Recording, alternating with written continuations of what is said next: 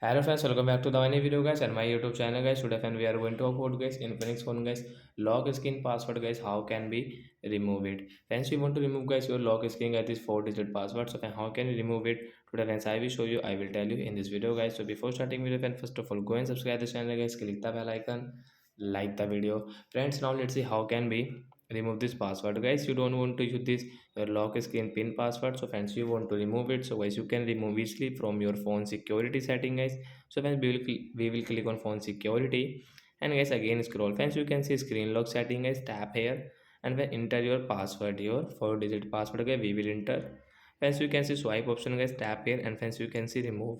So you will tap here to remove it.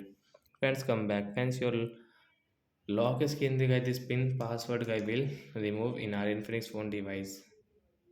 So like the guy we can remove password in our infinix phone device. So bye bye friends, thanks for watching.